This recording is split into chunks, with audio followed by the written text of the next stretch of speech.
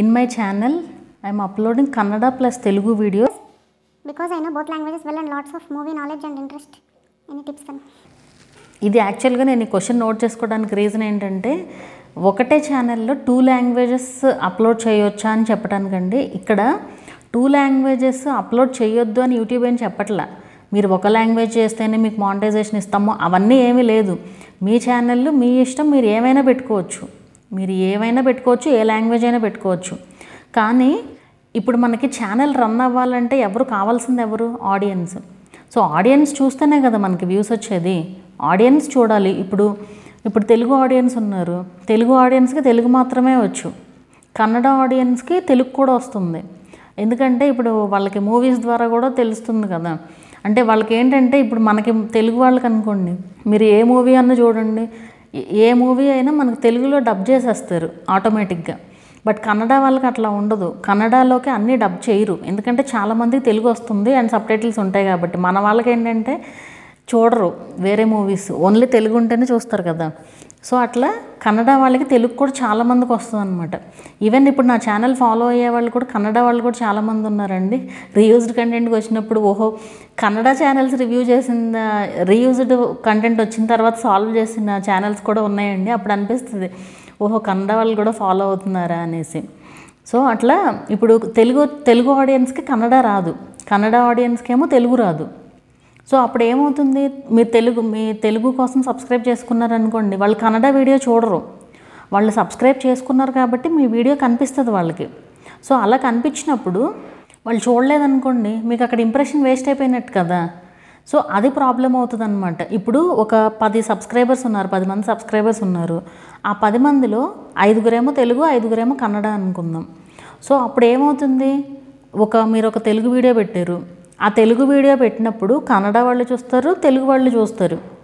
Okay, ఇప్పుడు ఆ 10 మందిలో 8 మందికి ఇంప్రెషన్ కనిపిస్తే చూసారనుకోండి, 10 మందికి కనిపిస్తే 8 మంది చూసారనుకోండి, మంచిది, బాగానే వెళ్ళినట్టు. అది అలా కాకుండా కన్నడలో పెట్టారు మీరు, కన్నడలో పెట్టినప్పుడు తెలుగు వాళ్ళు అసలు పట్టించుకోరు.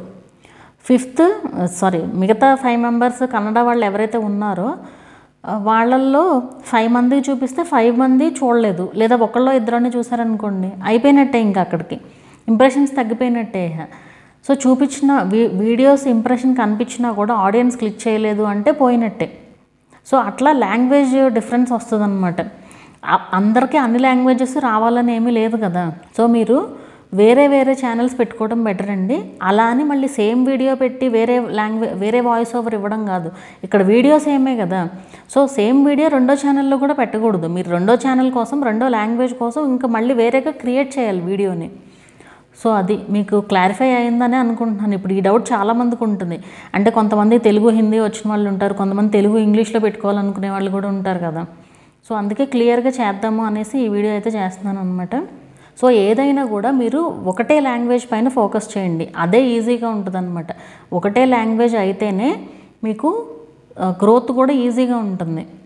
ఇప్పుడు కుకింగ్ ఛానల్స్ వాళ్ళు చాలామంది అడుగుతూ ఉంటారు, కుకింగ్ మేము సేమ్ వీడియోని కన్నడలో పెట్టుకోవచ్చా, తమిళ్లో పెట్టుకోవచ్చా అనేసి అడుగుతూ ఉంటారు. Same video పెట్టకూడదండి.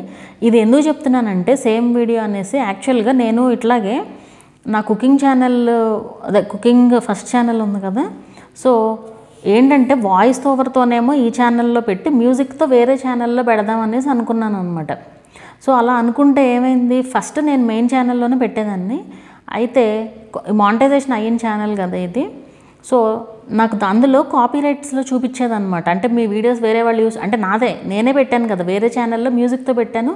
దట్టు నేను కంప్లీట్ వేరే ఎడిటింగ్ చేశాను. అంటే ఎడిటింగ్ కూడా రా వీడియోస్ నుంచే ఎడిట్ చేశాను అనమాట. రా వీడియోస్ నుంచి ఎడిట్ చేసి ఆ ఛానల్ లోగో పెట్టి అన్నీ చేసినా సరే అది చూపించేది కాపీరైట్ అనేసి. సో ఎందుకు చూపిస్తుంది, అది మనకు ఫ్యూచర్లో గ్యారంటీ ప్రాబ్లమే అయ్యేది అలా పెట్టడం వల్ల.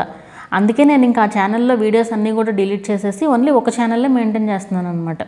సో అట్లా ఎప్పుడైనా ఒక వీడియో ఒక ఛానల్లోనే ఉండాలి, వాయిస్ ఓవర్ చేంజ్ అయినా సరే పెట్టకూడదు. సో అది మీరు కావాలంటే ఇంకో ఛానల్ కోసం మళ్ళీ క్రియేట్ చేసుకోవాలి వీడియోని. ఇది అర్థమైందనే అనుకుంటున్నాను మీకు. ఈ ఇన్ఫర్మేషన్ మీకు ఎలా అనిపించింది అనేది నాకు కింద కామెంట్ చేయండి. వీడియో నచ్చితే లైక్ చేయండి, అలాగే ఛానల్ని కూడా సబ్స్క్రైబ్ చేసుకోండి. మరొక మంచి వీడియోతో మళ్ళీ కలుద్దాము.